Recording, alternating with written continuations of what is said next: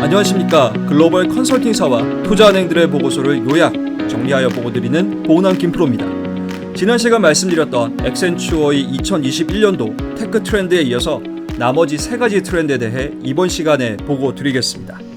세 번째 트렌드입니다. 앨런 머스크가 설립한 오픈 AI사가 2020년 7월 공개한 GPT-3 데모 화면을 본 후 많은 개발자들은 놀라움을 금치 못하였는데요. 코딩 언어를 통해 프로그램을 개발하는 것이 아닌 우리가 흔히 일상생활에서 사용한 언어로 코딩을 할 수 있게 설계되었기 때문입니다. 즉, 코딩을 전혀 모르는 사람들도 GPT-3를 통해 코딩을 할 수 있게 된 것인데요. 그렇다면 미래에 보통 사람들이 코딩을 별도로 배우지 않고도 프로그램을 만들 수 있는 그날이 올까요? 액센추어는 그날이 멀지 않았다고 이야기합니다. 자연어 처리, 저코드 플랫폼, RPA 등 IT 대중화 기술들의 발전에 힘입어 디지털 기술이 더욱 일상화될 것이라고 하는데요. 즉, IT 엔지니어의 도움 없이 일반인들도 직접 코딩을 손쉽게 하게 되고 프로그램을 개발하고 앱을 만들 수 있을 것이라 전망합니다. 그렇다면 전문 IT 개발자들의 역할이 사라지는 것일까요? 그렇지는 않습니다. 사소한 커스터마이징은 일반 유저에게 맡겨지게 되고 전문 IT 개발자들은 규모 있는 프로젝트를 수행함으로써 훨씬 효율적으로 선택과 집중을 할 수 있다는 것이죠.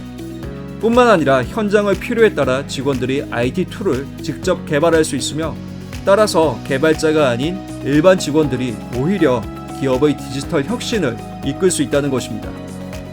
펩시사의 사례는 이러한 접근이 게임 체인저가 될 수 있다는 것을 보여주는 것이라고 하는데요.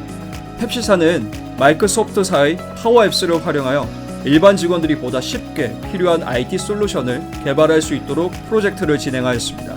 즉, 선반에 나열된 제품 사진을 찍게 되면 제품을 인식함과 동시에 제품을 분류하고 재고사항을 파악하여 자동으로 주문을 넣는 앱을 IT 개발자가 아닌 현장 직원이 개발하였다고 합니다.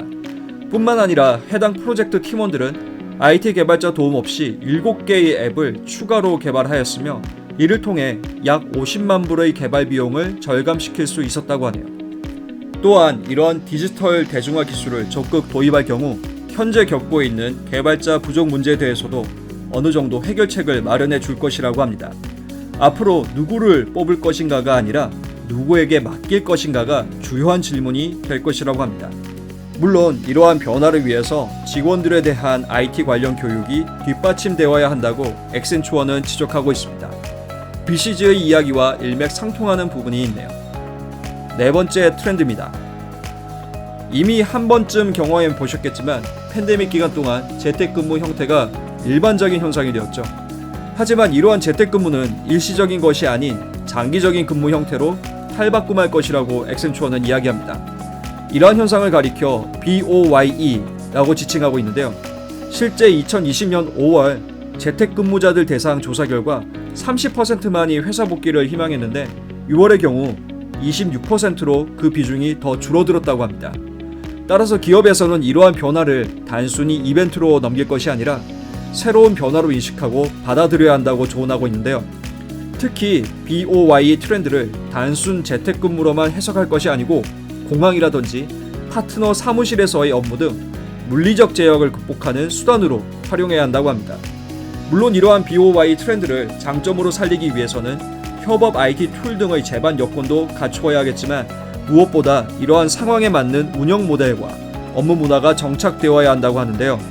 결국 물리적으로 분산되면서도 창조적으로 연결되는 유연한 운영 모델을 갖춘 기업들이 향후 강한 기업이 될 것이라고 액센추어는 전망하고 있습니다. 마지막 5번째 트렌드입니다.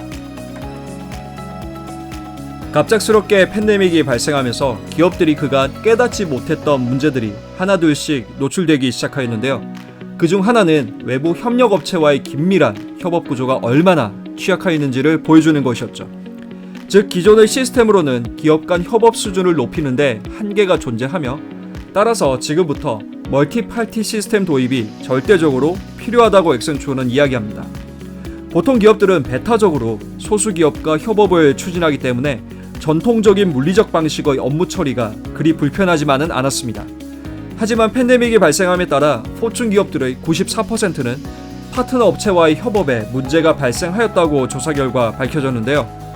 이러한 문제는 기존의 IT 인프라가 협력업체와의 데이터 공유 등 원활한 교류를 지원하지 못했기 때문이라고 합니다. 따라서 향후 기업들은 업체 간 블록체인 등의 보안 기술이 바탕이 된 멀티파티 시스템을 도입하여 협력사들과의 협업 효율성을 높여야 한다고 이야기합니다. 실제 조사 결과 MPS를 도입한 후 기업 간 협업 효율성이 증가하여 적게는 300억, 많게는 1,500달러의 비용을 절감시킬 수 있었다고 하는데요. 팬데믹 이후에도 환경의 불확실성은 더욱 높아지게 될 것이며 따라서 보다 적극적으로 파트너사와의 데이터 공유 등 에코시스템을 구축해야 할 것이라고 액센추어는 조언하고 있습니다. 실제 허니웰사는 셉과의 프로젝트를 통해 클라우드 방식의 빌딩 관리 플랫폼을 구축하였는데요. 그 결과 빌딩 소유주들은 대시보드를 통해 허니웰이 제공하는 데이터를 직접 볼 수 있었고, 이를 통해 에너지 절감 등 운영 효율성을 높이는 다양한 인사이트를 발견할 수 있었다고 합니다. 이것으로 2회에 걸쳐 준비한 내용을 모두 말씀드렸는데요. 도움이 되셨는지 모르겠습니다. 이상 보고남 김프로였습니다. 감사합니다.